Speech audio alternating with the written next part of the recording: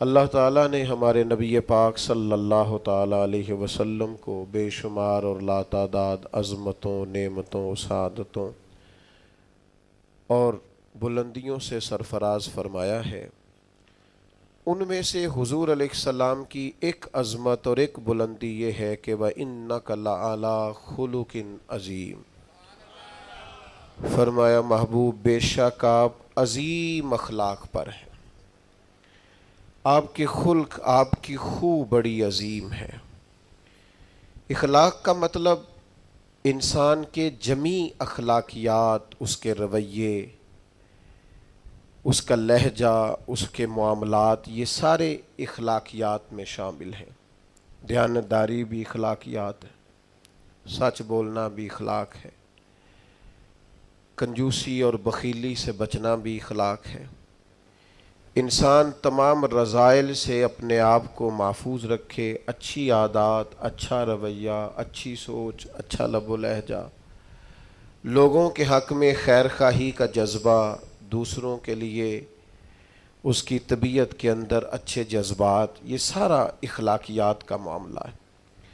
نبی کریم صلی اللہ تعالیٰ علیہ وسلم نے اپنی تشریف آوری کے جو مقاصد خود بیان فرمائے، ان میں سے سرکار نے ایک بڑا مقصد یہ بیان فرمایا کہ میں تمہارے اخلاق کی تکمیل کرنے کے لیے دنیا میں آیا ہوں۔ انسان بڑا پکا نمازی ہو، بڑا پکا حاجی ہو، اس کا سارا لباس مذہبی ہو، اس کا دعویٰ بھی یہ ہو کہ میں بہت کامیاب دیندار آدمی ہوں، لیکن اس کا رویہ، اس کا لین دین کرنا، اس کا لوگوں سے معاملات کرنا، اس کا لوگوں کے بیچ وقت گزارنا یہ ٹھیک نہ ہو تو کوئی بھی اس کی نمازوں پر، عبادتوں، ریاضتوں پر بھروسہ کرنے کو تیار۔ اقبال کہتے ہیں یہ ذکر و فکر، یہ نیم شبی، یہ ریاض، تیری خودی کے اگر پاسباں نہیں تو کچھ بھی نہیں۔ یہ جو کچھ تو بتا رہا ہے، عبادتیں، ریاضتیں، پرہیزگاریاں، یہ اگر تیرے اندر کوئی تبدیلی نہیں لا سکی، نماز بے حیائی سے نہیں روک سکی، اور تیرے صدقات و خیرات کرنا تیری زبان کو میٹھا نہیں کر سکے، تیرے لہجے کو حسین نہیں کر سکے، تو تیری ساری یہ عبادتیں نتیجہ خیز ثابت نہیں ہوئی۔ میرے بھائیوں، ہم جب دنیا کے اندر جاتے ہیں، لوگوں سے معاملات کرتے ہیں، تو لوگ ہماری دیانتداری سے، ہماری سچائی سے، ہمارے وعدوں کی پابندی سے، ہمارے اخلاص سے، ہماری عاجزی سے، ہماری محبت سے ہمیں پہچانتے ہیں۔ لوگ لوگوں کو وردیوں سے نہیں پہچانتے۔ لوگ جب لوگوں کے ساتھ معاملات کرتے ہیں تو پھر انہیں اندازہ ہوتا ہے کہ یہ انسان کس طرح کا ہے۔ نبی پاک صلی اللہ تعالیٰ علیہ وسلم نے ارشاد فرمایا کہ تمہیں پتہ ہے مجھے سب سے زیادہ پیار کس سے ہے اور قیامت کے دن میرے سب سے زیادہ قریب کون ہوگا؟ امتی کی ساری زندگی یہ دوڑ رہتی ہے کہ میں کسی طریقے سے قرب مصطفیٰ کو پاؤں، نبی پاک علیہ السلام کی نگاہ کرم مجھ پہ ہو تاکہ دنیا میں بھی، قبر میں بھی، حشر میں بھی، آخرت میں بھی میرے معاملات سنور جائیں۔ تو یہ بہت بڑی سعادت مندی ہے کسی کے لیے کہ حضور اسے اپنا محبوب کہیں اور قیامت کے دن اسے سب سے زیادہ قریب بٹھائیں۔ تو کریم فرمانے لگے تمہیں پتہ ہے میرا محبوب کون ہے اور قیامت کے دن میرے سب سے زیادہ قریب کون ہوگا؟ اور یہ بات حضور نے 3 دفعہ ارشاد فرمائی۔ فرمایا جانتے ہو میرا محبوب کون ہے؟ جانتے ہو قیامت میں میرے سب سے زیادہ قریب کون ہوگا؟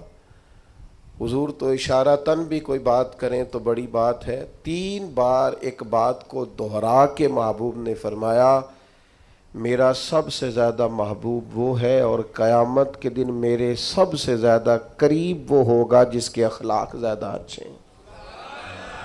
ساری محنت اپنے ظاہر پر نہ کریں، سارا وقت کپڑوں کو سجانے سنوارنے میں نہ گزار دیں، سارا ٹائم اپنی تصویروں کو درست کرنے میں ضائع نہ کر دیں، اپنے رویوں کو، اخلاقیات کو، اپنے معاملات کو، اپنے اٹھنے بیٹھنے کو، اپنی روزمرہ کی زندگی کو اچھے طریقے سے آراستہ کریں، مزین کریں۔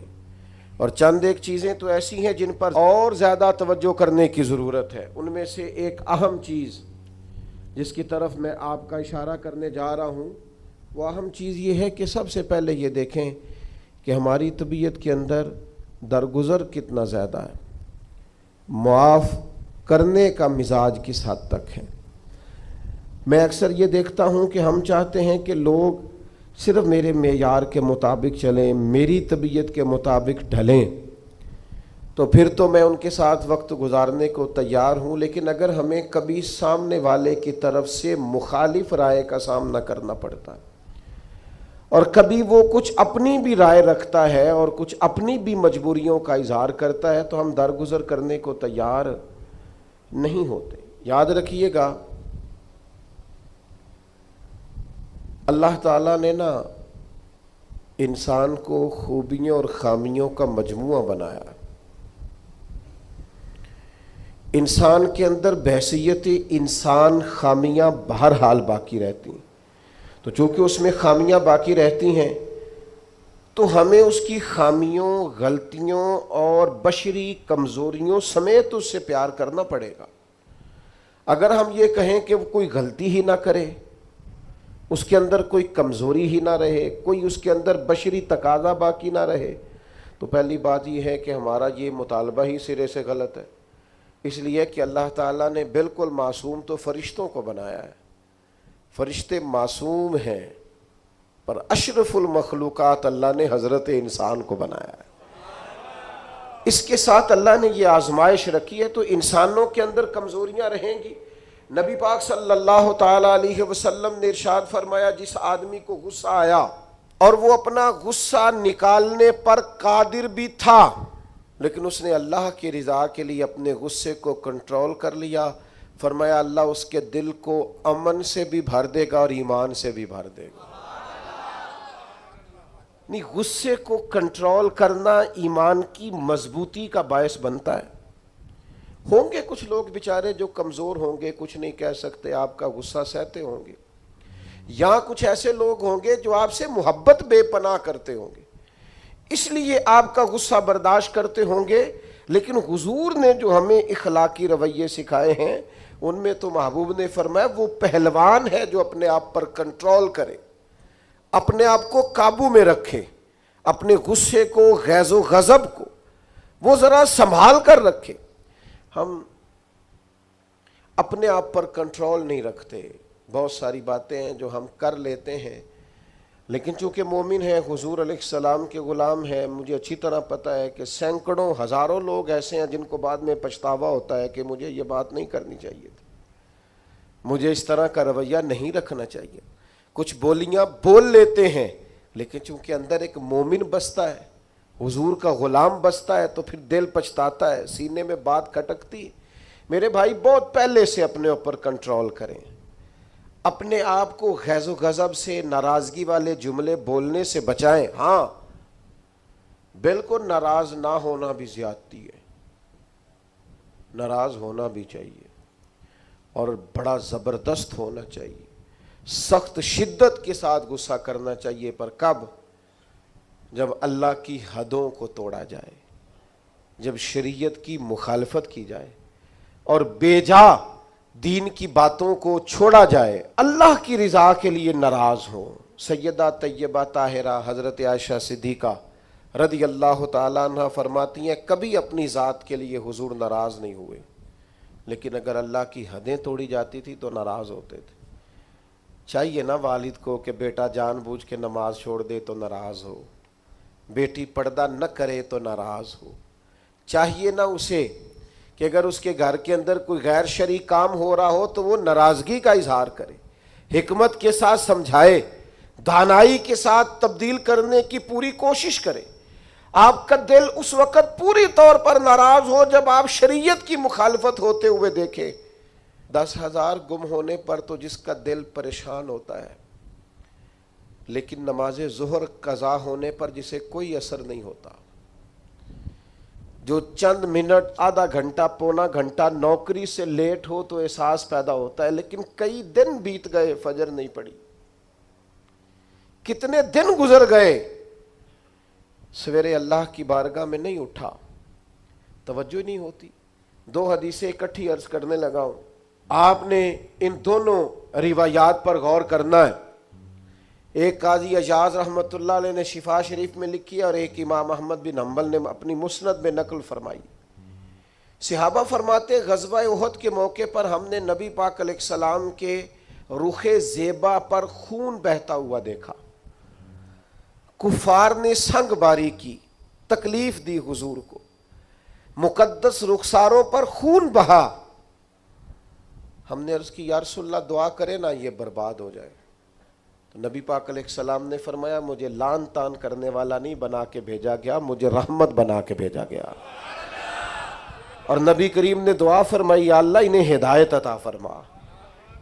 اس موقع پر جب حضور کو ذاتی طور پر تکلیف دی گئی ہے، مقدس چہرہ نور پر خون بہ رہا ہے اور صحابہ کے کلیجے پھٹ رہے ہیں، اور احد کے میدان میں حضور کا وہ رنگین چہرہ خون سے بھرا ہوا دیکھ کر طبیعتیں مچل رہی، تڑپ کے عرض کی حضور کریں دعا یہ تباہ ہو جائیں۔ فرمایا نہ بھائی، وہ لان تان کرنے والا نہیں، مجھے تو رحمت بنا کے بھیجا گیا۔ لیکن میرے عزیزو، غزوہ خندق کے موقع پر جب دشمنوں سے دفاع کرتے وقت نماز عصر مسلمانوں کی قضا ہوئی تو حضور نے ہاتھ اٹھا کے عرض کیا، کہا اے اللہ ان کے پیٹ آگ سے بھر دے جنہوں نے ہماری نماز عصر لیٹ کی، ہماری نماز لیٹ کر دی، صلاۃ وسطیٰ لیٹ کر دی۔ ہمیں تیرے حضور جھکنا تھا، ہمیں وہ نماز پڑھنی تھی جو بڑی قیمتی ہے، نماز عصر، انہوں نے ہماری نماز لیٹ کر دی، ان کے پیٹ آگ سے بھر دے۔ حضور کا سارا چہرہ لہو سے بھرا ہے، پر ذات کے لیے دعا نہیں کی کہ یہ تباہ ہو جائیں، پر ایک نماز لیٹ ہو گئی۔ صحابہ کی عصر قضا ہوئی تو کریم نے ہاتھ اٹھا کے کہا یا اللہ بھر ان کے پیٹ آگ سے۔ او سنگیو، آؤ یارو اپنا اخلاق تو دیکھیں، میری بھی فجر قضا ہے، میرے پتر کی بھی قضا ہے، میری جوان بیٹی بھی جم کے سو رہی، کبھی ماتھے پر شکن تک نہیں آئی، لیکن میری روٹی لیٹ ہو جاتی ہے تو میں سارا گھر سر پہ اٹھا لیتا ہوں، زمین آسمان ایک کر دیتا ہوں۔ میرے بچے، آپ کے بچے ہماری نگاہوں کے سامنے وہ پوری طرح بری سوسائٹی کا شکار ہو جائیں اور وہ جانے کس کس گناہ میں لگ جائیں، معاذ اللہ شکن تک نہیں آتی، لیکن میرے کپڑے وقت پر استری نہیں ہوئے، مجھے ٹائم پر فلاں چیز نہیں دی گئی، آسمان سر پہ اٹھا لیا جاتا ہے۔ حضور نے تو ہمیں یہ اخلاق سکھایا ہے کہ لہو سے تیرا وجود بھی ذات کے لیے بھر دیا جائے تو زبان سے لان تان نہ کرنا، یہ تیرے نبی کا طریقہ ہے۔ ہاں، اس شخص سے بچنا جو تیری نمازوں کو قضا کرنے کا ذریعہ بنے۔ ایسے لوگوں کے بارے میں تیرا رویہ سخت ہونا چاہیے، جہاں تیری عبادات، تیری اللہ کی بندگی داؤ پہ لگتی تجھے نظر آئے، خدا را دین کا مزاج تو سمجھیں، ہم کس طرف چلیں۔ اور پھر یہاں میں بڑی ذمہ داری سے یہ بات بھی عرض کر دوں، حضور راضی نہیں ہے اس بندے سے جو میلاد کی جھنڈیاں لگائے اور نماز چھوڑ دے، جو جلسہ وقت پہ کرائے، محفل کے لیے صبح شام ایک کر دے اور نماز کے معاملے میں سستی کرے۔ ایسے ہی جان بوجھ کر اگر بلی کو دیکھ کر کبوتر آنکھیں بند کرے گا تو اس کا معنی کیا ہے؟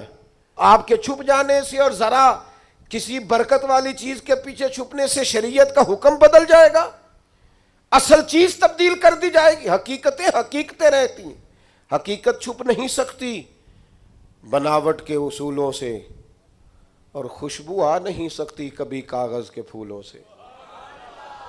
شریعت کا حلال حلال رہے گا اور حرام حرام رہے گا۔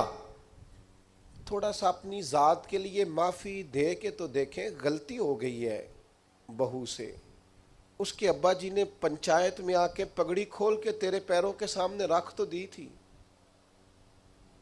اس کے بھائی نے ہاتھ بھی باندھے تھے کہ آئندہ نہیں کرے گی، چل کر دے معاف، کوئی بات نہیں، کوئی کفر نہیں ہو گیا، ہو گئی ہے نا غلطی تیرے ملازم سے، بیچارہ غریب ہے، وہ کہیں اور جا کے اس عمر میں بڑھاپے میں کہاں نوکریاں ڈھونڈتا پھرے. چل ہو گئی ہے غلطی, معاف کر دے, درگزر کر دے. چل تیرا پڑوسی غریب آدمی بھول گیا تھا تھوڑا سا, کر دے درگزر. لیکن ہم اس معاشرے اور سوسائٹی میں رہتے ہیں جہاں ہر وقت جج بنے رہنے کا شوق ہے لوگوں, فیصلے کرنا اور مطلق العنان بن کے کرنا, اور بس جی بس میں نے کہہ دیا ہے, اب دوبارہ سے میں کسی کی بات نہیں سنتا. آپ مجھ سے ناراض نہ ہو دیں تو یہاں تو مسجد کی کمیٹی کا صدر کسی سے کنٹرول نہیں ہوتا, سارا کچھ بگڑتا ہے تو بگڑ جائے الا ماشاءاللہ, لیکن ہمارا مزاج ہے ماں بدولت نے جو کہہ دیا وہ ہو کے رہے گا. پتھر برسانے والے, تکلیفیں دینے والے, اذیتیں دینے والے حضور کے سامنے گردنیں جھکائے کھڑے تھے. بتاؤ بھائی تمہارے ساتھ کیا سلوک کروں, فتح مکہ کے دن اعلان ہو رہا ہے. انہوں نے پتہ کیا کہا, انہوں نے میرے محبوب کے عظمتوں والے باپ کا ذکر چھیڑ دیا. کہنے لگے آپ بھی بڑے ہی کریم ہیں, اور آپ کے والد عبداللہ بھی بڑے ہی کریم تھے, بڑے کریم باپ کے بیٹے ہیں آپ, وہ بڑے کریم تھے. نبی پاک علیہ السلام نے فرمایا اگر تم نے یہ کہا ہے تو جاؤ, پھر تم پر کوئی بدلہ نہیں, تمہارے ساتھ وہی سلوک کرنا ہے جو جناب یوسف نے مصر آئے ہوئے بھائیوں کے ساتھ کیا تھا. انہوں نے کنویں میں پھینکا تھا اور جناب یوسف نے سینے سے لگا لیا تھا, لہذا تمہارے ساتھ وہی کچھ کرنا ہے. وہ لوگ, حضور نے انہیں معاف کر دیا. میں اگر ایک جملہ کہوں تو شاید آپ کو اچھا لگے اور آپ کہیں کہ یہ جملہ کوئی کسی اچھے ادیب نے اور کسی اچھے دانشور نے بڑی اچھائی سے کہا ہے. حضور نے انہیں معاف کر کے رہا کر دیا, پر وہ قیامت تک کے لیے میرے نبی کی زلف کے قیدی بن گئے. فرمایا جاؤ نا جاؤ, میں نے تمہیں رہا کیا. نبی پاک علیہ الصلوۃ والسلام نے انہیں رہائی دی اور انہوں نے بلند آواز سے کلمے پڑھنے شروع کر دیے. وہ سارے حضور کی زلف نازنی کے غلام ہو گئے. معاف کر کے کسی کو غلام بنایا جا سکتا ہے, بدلہ لے کر غلامیاں نہیں ہوتی, محبتیں پروان نہیں چڑھا کرتی. لیکن وہ ہماری طبیعت ہے نا, مزاج ہے. ایک تو معاف کریں. دوسری بات, ہمارے جو ماتحت لوگ ہیں نا, ماتحت, ان کے بارے میں اپنا رویہ ٹھیک کریں. جن لوگوں کو اللہ تعالیٰ نے پیسے دیے ہیں نا, یا مالک نے انہیں کوئی عہدہ دے دیا ہے, یا ان کے پاس کوئی 10 20 50 200 لوگ کام کرتے ہیں,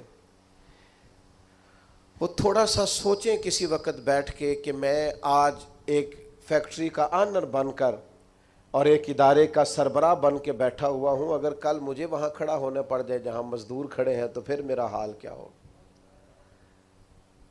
وہ جو اپنے ماتحت کے ساتھ ہمارا رویہ نا, یعنی حکم چلانے کا ایک مزاج ہے.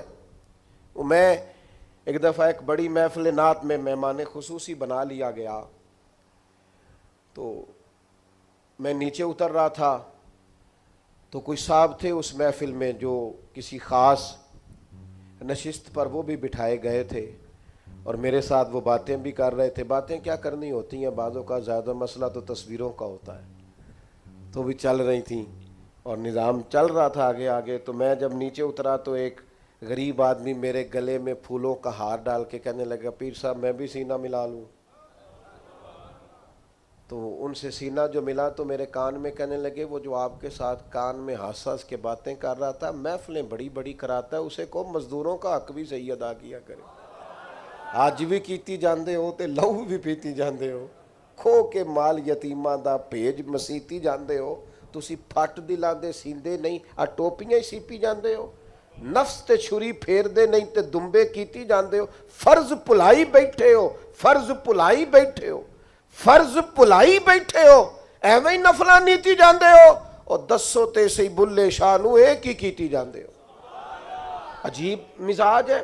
نوافل کبھی ترجیح اس طرح نہیں ہونی چاہیے کہ فرض پیچھے رہ جائے. بہرحال جس کا جو حکم ہے وہ بات وہی آنی چاہیے. اپنے ماتحت کے حق میں ایک شخص نے حضور سے پوچھ لیا, ایک صاحب نے عرض کر ہی دیا, انہوں نے بات ہی کر دی, عرض کی، یہ سنن ابو داؤد شریف میں موجود ہے، کہ یا رسول اللہ میرا ملازم بڑی غلطیاں کرتا ہے، آخر کتنا کو معاف کروں؟ کوئی حد بھی ہوتی ہے، بڑی غلطیاں، بڑی کوتاہیاں، بڑی کمزوریاں، تو اس نے گن کے معاف کرنے کے لیے، حضور کتنی بار معاف کروں؟ آخر بعض لوگ بعض باتیں جھلملا کے کرتے ہیں نا جی، حضور آخر کتنا کو معاف کروں؟ نبی کریم علیہ السلام نے گویا فرمایا، اگر تو نے گن کے ہی پوچھا ہے نا تو چل اس طرح کر، ایک دن میں 70 بار تو معاف کیا کرنا۔ ایک دن میں کتنا معاف کرنا ہے؟ تجربہ تو کریں کہ کیا ہم نے کبھی 7 دفعہ بھی معاف کیا ایک دن میں؟ حضور نے فرمایا 70 دفعہ معاف کر۔ اور ایک شخص کو تو نبی کریم نے ان لفظوں سے تنبیہ فرمائی، فرمایا تیرے غلام پر جتنا تجھے حق حاصل ہے نا تیرے اختیار میں، تیرے رب کو اس سے کئی گنا بڑھ کے تیرے اوپر اختیار ہے۔ یا رسول اللہ ان کا کریں کیا؟ تو نبی پاک نے فرمایا اپنے غلاموں کو اس طرح رکھنا، یہ جو بڑی بات کرتے ہیں نا انسانی حقوق کی، وہ ملازم نو سوٹ دے رہے نے، کہ نواں ہی ہے، میں کدی واری پایا ہے، نواں ہی ہے، لہذا تو بھائی آپ کو بغیر جو نہیں پہنا تھا وہ دینا چاہیے تھا نا، ملازم کو نیا خرید کے دیتے نا آپ۔ یہاں تو لوگ زکوٰۃ بانٹتے ہیں اپنے ملازموں پہ، تو سیاسی زکوٰۃ بانٹتے ہیں، ہاں اس کو پیسے جو وقت وہ وقت کام آ جائے گا، تھوڑی تھوڑی کر کے وہاں بانٹو، جب ٹائم ملے گا تو بلا لیں گے، خوب کرے حمد سے تھوڑا سا گلا بھی سن لے، گولی اگرچہ کڑوی ہے پر ہو سکتا ہے شفا ہو۔ ہر دینی کام میں بھی سیاست کرتے ہو، ذات کے لیے استعمال کرتے ہو، سنو یہ میرے نبی پاک کا اخلاق ہے۔ یا رسول اللہ غلاموں سے کس طرح گزارا کریں؟ فرمایا جس طرح کا خود کھانا اسی طرح کا انہیں بھی کھلانا، جس طرح کا خود پہننا اس طرح کا انہیں بھی پہنانا، سیاستہ میں موجود ہے۔ اور فرمایا ان کی طاقت سے بڑھ کر کبھی انہیں کام نہ بتانا۔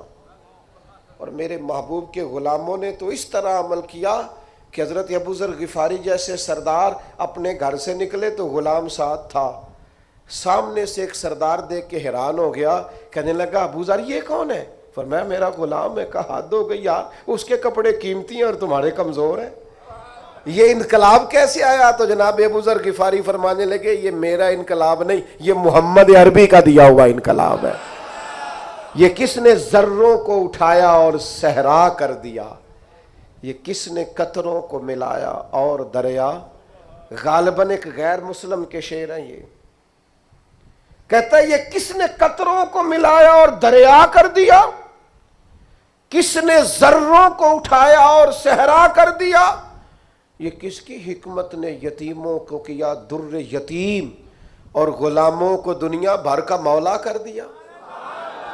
جب حضرت بلال کو کعبے کی چھت پر اذان پڑھنے کی باری آئی تو کچھ لوگوں نے مشورہ دیا تھا کہ حضور کافر پہلے ہی مر گئے، تو حضرت بلال کو کعبے کی چھت پہ دیکھیں گے تو اور مر جائیں گے، تو یا رسول اللہ روز بلال نہیں پڑھنی ہے، اگر اجازت ہو تو کوئی اور نہ پڑھ لے۔ تو فرمایا نہ بھئی اذان تو بلال ہی پڑھیں گے اور کعبے کی چھت پہ پڑھیں گے، اور حق انہی کا بنتا ہے۔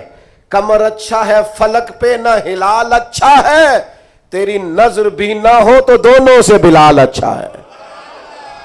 نبی پاک صلی اللہ تعالی علیہ وسلم نے نا غلاموں کے ساتھ بالخصوص اچھا سلوک کرنے کا، جناب حضرت سیدہ ام سلمہ رضی اللہ تعالی عنہ بیان فرماتی ہیں کہ وہ وقت جس وقت میں حضور کا وصال ہوا اور وہ مرض جس مرض کے ساتھ ظاہراً سرکار کا وصال ظاہری ہوا، فرماتے ہیں اس وقت بھی میں نے حضور سے جو آخری جملے ظاہری طور پر سنے وہ یہی تھے کہ نماز کا خیال رکھنا اور غلاموں سے اچھا سلوک کرنا، اپنے ماتحت لوگوں کا خیال رکھنا، سخت لہجہ، آمرانہ مزاج۔ میرا ایک جاننے والا شخص ہے، اس کے ہاں سے نا کوئی 40-50 لوگ تنخواہ لیتے ہیں، کوئی ادارہ ہے تو وہ اس کا بنایا ہوا تو 40-50 لوگ تنخواہ لیتے ہیں۔ تو ایک دن کسی تنخواہ لینے والے شخص نے اس سے آ کے کہا یار ادارہ تیرا ہے تو ہم تیری قدر بھی کرتے ہیں، تو دل کرتا ہے تنخواہ تو دے۔ تو اس بندے نے رونا شروع کر دیا، کہنے لگا غریب ماں کا بیٹا ہوں اور کسان باپ کا بیٹا ہوں، کسی کو تنخواہ دیتے ڈر بڑا لگتا ہے. یہ تو اللہ نے ڈیوٹی لگا دی، ڈر لگتا ہے. اگرچہ میرے سائنوں سے جاتی ہے، میری اطلاع سے جاتی ہے، پر مجھے ڈر آتا ہے، مجھے خوف آتا ہے. میں اور کسی کو تنخواہ دوں، میں نہ توبہ، مجھے خوف آتا ہے. یہ باہر ہی کوئی اور ہی کرے میرے والا کام. اپنے اندر احساس پیدا کرو، یار 4 لوگ ہمارے ماتحت ہوتے ہیں، آپ یقین کریں خون خوش کیا ہوتا ہے بعض لوگوں نے اپنے ملازمین. ایک چھوٹی سی بات اور عرض کروں، عورت بیچاری کی عقل ناقص ہوتی ہے. عورتوں سے اچھا سلوک، اپنی گھر والی کے بارے میں رویہ نرم، مقابلے کی فضا نہ پیدا کریں اپنے گھر میں. نبی پاک علیہ السلام نے ناز برداری فرمائی ہے ازواج مطہرات کی. حضور کا سلوک کریمانہ رہا ہے، محبوب کی شفقت رہی ہے، سخت ترین لہجہ اور رعونت والا مزاج اپنی گھر والی کے حق میں. یہ بھی انداز نبی پاک علیہ السلام کا دیا ہوا نہیں ہے. حضور نے فرمایا تم میں سے سب سے بہتر وہ ہے جو اپنے گھر والوں کے لیے بہتر ہے، اور فرمایا میں تم سب سے بڑھ کر اپنے گھر والوں کے لیے بہتر. دوستوں کے ساتھ خوش گپیاں اور دیر تک خوشگوار موڈ، اور گھر جاتے ہی لہجہ ترش، اور جناب آپ بابا میں تھکا ہوا آیا ہوں، میرے پاس ٹائم نہیں ہے زیادہ باتیں سننے کا. یہ حضور کا دیا ہوا اخلاق نہیں ہے. وہ تو لباس ہے مرد عورت کا اور عورت مرد کا. ایک تیسری بات اپنے ذہن میں اور ضرور آج ہم نے بٹھا کے جانی ہے، وہ یہ ہے کہ نبی پاک صلی اللہ تعالی علیہ وسلم کا نا مزاج مروت والا ہے، مدارات والا ہے. آج کچھ لوگوں کو شوق ہو گیا ہے، وہ کہتے ہیں جی میں جی بات سچی کرتا ہوں جی، میں بندہ ذرا کھرا ہوں جی لہذا لوگوں کو پسند نہیں. یہ آپ کی ذاتی کی ہوئی تشریح ہے. کھرا بندہ لوگوں کو بڑا پسند ہوتا ہے، آپ کھرے ہوں گے پر آپ کا رویہ کھرے لوگوں والا. کچھ لوگ کہتے ہیں جی میں جی بات سچی کرتا ہوں لہذا کڑوا ہوں. او بھائی کائنات میں سب سے زیادہ سچے مدینے والے محبوب ہیں، لیکن حضور کا لہجہ تو شہد سے بھی زیادہ میٹھا ہے. یہ کیا بات ہوئی؟ یہ آپ جھوٹ بول رہے ہیں کہ میں سچا ہوں تو کڑوا ہوں. سچائی تو میٹھی ہوتی ہے، سچائی تو حسین ہوتی. آپ کا انداز کڑوا کچھ ایلا ہے. میں جی سچ آپ اصل میں سچ بولتے ہیں دوسروں کے بارے میں، 2-4 سچ اپنے بارے میں بھی بولیں اور بول کر کہیں کہ یہ میرے اندر کمیاں ہیں. بولیں سچ. دوسروں کی غلطیوں کا تو شک ہوتا ہے نا، اپنا تو بندے کو پک ہوتا ہے نا کہ یہ میرے اندر ہے.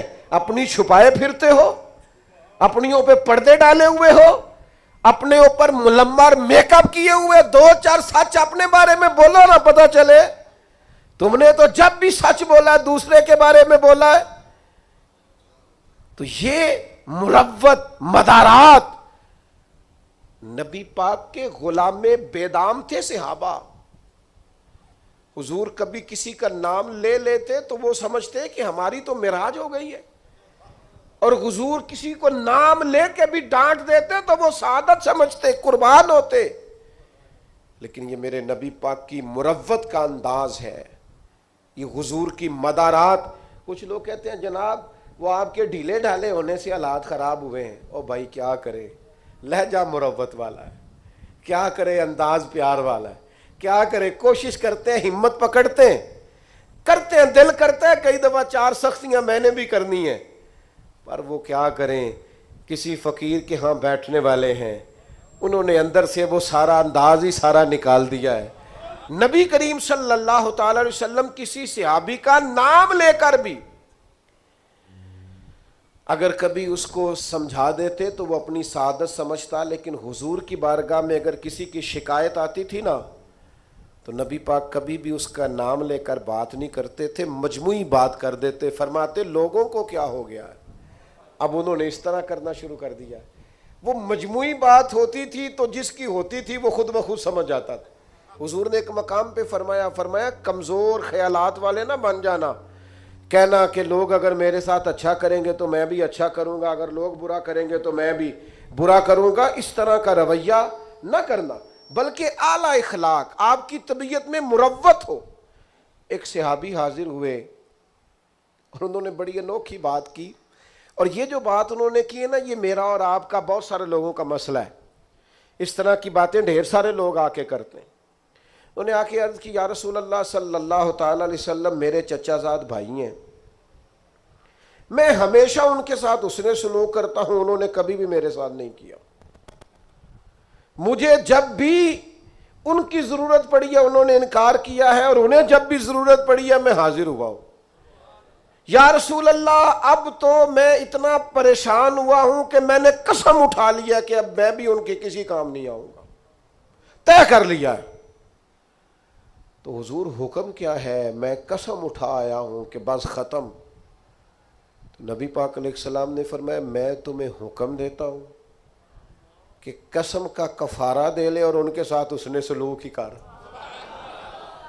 تو اپنا رویہ ان کے بارے میں وہ نہیں کر سکتا جو ان کا رویہ، تو نے اس نے سلوک کے۔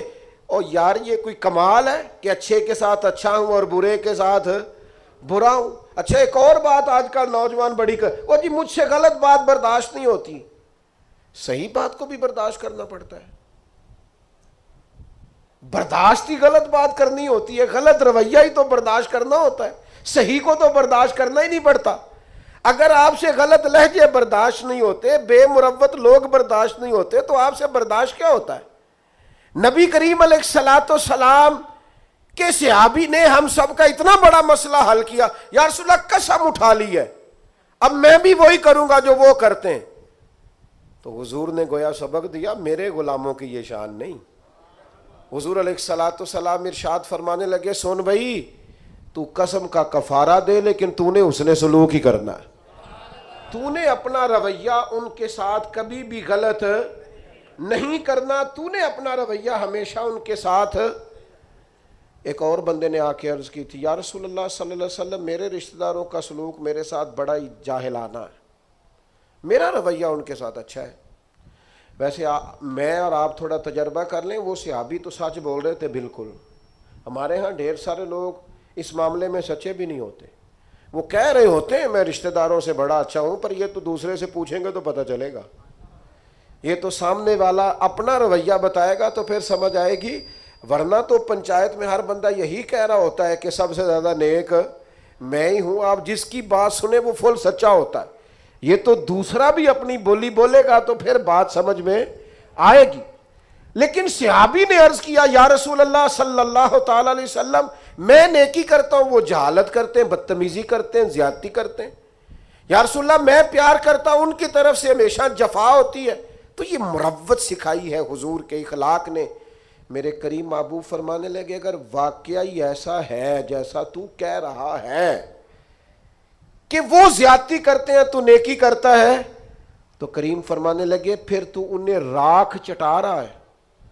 اور حضور فرمانے لگے، جب تک تو ایسا کرتا رہے گا رب تیری مدد فرماتا رہے گا، اللہ تیرے لیے مددگار پیدا کرے گا۔ اپنی مروت کو کبھی نہ کچلیں، سامنے والا کرے گا رویہ جس طرح کا بھی اس نے کرنا ہے، جو بھی اس کی طبیعت ہے وہ کرے گا، اور کرتے رہتے ہیں لوگ، لوگوں کی طبیعت ہوتی ہے وہ اپنے حساب سے چلتے ہیں، لیکن ہمیں اپنے رویوں کو کبھی بھی کمزور نہیں کرنا، کسی مقام پر بھی کوئی ایسا کام نہیں کرنا جس سے چھلکے کہ ہم نے مروت چھوڑ دی ہے۔ اور چوتھی اور آخری بات، اس کے بعد ہم نے اختتام کی طرف بڑھنا ہے، وہ یہ ہے کہ نبی پاک علیہ السلام نے ہمیں ایک بہت بڑا اخلاق یہ سکھایا ہے کہ نیکی ہمیشہ یک طرفہ کرنی ہے۔ نیکیوں کو تجارت نہیں بنانا، دوسرا بھی کرے گا تو پھر میں بھی کروں گا۔ یہ ہمارے ہاں نا ایک رواج ہے کہ وہ میری طرف آیا تحفے بڑھا کے تو پھر میں بھی اس کی طرف تحفے بڑھا کے جاؤں۔ نیکی ہمیشہ یک طرفہ ہوتی ہے، اس لیے کہ اجر اللہ سے لینا ہے، بندوں سے نہیں لینا۔ نبی پاک علیہ السلام کا اخلاق یہ ہے کہ محبوب ہمیشہ یک طرفہ خیر خواہی کرتے تھے، کبھی مطالبہ نہیں کرتے تھے سامنے والے سے کہ وہ بھی خیر خواہی ہی کرے۔ آپ دیکھیے طائف والوں نے کیا کیا، مکے والوں نے کیا کیا، دیگر بہت سارے قبائل تھے، ان کا رویہ حضور کے بارے میں کیا تھا، لیکن نبی پاک کا رویہ ان کے بارے میں یہ تھا کہ اگر مکے میں قحط پڑ گیا تو حضور نے غلہ بھجوایا، اگر وہاں حالات خراب ہوئے ہیں تو نبی پاک نے ان کے لیے دعائیں فرمائی ہیں کہ یا اللہ باران رحمت فرما۔ وہ لوگ بدر کے اندر تلواریں لے کر لڑنے کے لیے آئے، لیکن حضور کا عالم یہ ہے کہ محبوب فرماتے ہیں ان کی رسیاں ڈھیلی کر دو، اگرچہ یہ لڑنے آئے تھے اور ہمارے قیدی بنے ہیں، اگرچہ ان لوگوں نے بڑا ستایا تھا، پر حضور فرمانے لگے یہ ہائے ہائے کرتے ہیں تو مجھے نیند نہیں آتی۔ نیکی یک طرفہ ہوگی، آپ یہ اس چکر سے اگر تو اخلاق والا بننا ہے تو پھر اس چکر سے نکل آئیں کہ میں نیکی کروں گا اور جواب میں دوسرا بھی نیکی۔ سینکڑوں لوگوں سے، اور اگر میں یہ دعویٰ کر دوں تو شاید سچا ہوگا کہ میں نے زندگی میں ہزاروں لوگوں سے بیٹھ کر گفتگو کی، لیکن ہمارا طریقہ کار وہ نہیں جو اعلیٰ اخلاق نبی کریم نے ہمیں سکھائے۔ ہم صرف اپنے دوستوں کی اور اپنے گروپ کی تعریف کرنے کے قائل ہیں، حق پرست نہیں رہے، ہم گروہ پرست ہیں۔ ہمیں اپنے گروپ، اپنے گروہ، اپنے لوگوں، اپنے حلقہ احباب مجھے کہہ لینے دو۔ اور صرف ایک ہی آستانے کے مرید اگر سارے ہو جائیں تو پھر ہی وہ ٹھیک ہو سکتے ہیں۔ اہل حق کا، صحیح عقیدے کا بھی دوسرا بندہ ہو تو ٹھیک نہیں ہوتا۔ اس قدر زیادہ چھوٹی اور محدود سوچیں اور بس ایک مخصوص سے دائرے میں بند ہو کر زندگی گزارنے والے مسلمان، امت کا تصور کہاں گیا؟ ارسلت الی الخلق کی بات کہاں گئی؟ اس طرح کے کچے اور کمزور نظریات اور اس طرح کی پلپلی باتیں۔ میرے ایک دوست نے مجھے ایک دفعہ کہا، پیر بھائی نے، کہنے لگے ہم کسی اور جگہ بھی جا سکتے ہیں۔ میں کہا پتر ایک نہیں تو 100 جگہ پہ جا، خیر مومن کی گمشدہ میراث ہے، جہاں سے ملے وہاں سے لے لو۔ ہاں ایک بات ضرور ہے، اس کو ضرور آپ ذہن کے اندر رکھیں کہ کسی مقابلے پہ نہ اتریں، کسی ایسے چکر میں نہ پڑیں۔ وہ کسی بزرگ نے کسی سے کہا تھا پیر 2 بھی ہو سکتے ہیں، اس نے کہا نہیں، اس طرح کر یہ رویہ بنا لے کہ والد ایک ہوتا ہے، چچا 15 بھی ہو سکتے ہیں، 20 بھی ہو سکتے ہیں، چلے اس طرح کا مزاج بنا لے۔ لیکن ہماری طبیعتوں اور مزاجوں کے اندر جو گھٹن آئی ہے وہ خوفناک ہے۔ یک طرفہ نیکی کا مزاج بنائیں۔ تو ایک تو آپ کی خدمت میں آج یہ بات عرض کی ہے کہ کوشش کریں درگزر اور معافی کا مزاج پیدا ہو، اور دوسرا خاص کر اپنے ماتحتوں کے بارے میں اپنا رویہ ٹھیک ہو، اور تیسرا تھوڑا مروت والا مزاج بنائیں۔ ہاں جہاں حق بات کہنی ہو ضرور کہیں، لیکن کچھ مروت ہو۔ ہر وقت ہی تلخ رہنا اور بے باک رہنا اور جو منہ میں آنا کہہ دینا، قاتل کو کوئی قتل کے آداب بتائے، دستار کے ہوتے ہوئے سر کاٹ رہا ہے۔ اور کسی نے کہا تھا کہ تعلق توڑ دینے کے بھی کچھ آداب ہوتے ہیں اور کسی کو چھوڑ دینے کے بھی کچھ آداب ہوتے ہیں۔ کوئی تو مروت آپ کے مزاج میں ہو، ہر وقت کی تلخی، ہر وقت کی ناراضگی، کسی کے بارے میں آپ کے ہاں خیر کے جذبات نہیں، یہ کبھی ایسا رویہ نہ اختیار کرے۔ اور چوتھی اور آخری بات یہ، نیکی کو یک طرفہ بنائیں، نیکیوں کو تجارت نہ بنائیں کہ سامنے والا کرے گا تو پھر میں کروں گا۔ اللہ تعالی ہماری حاضری قبول فرمائے۔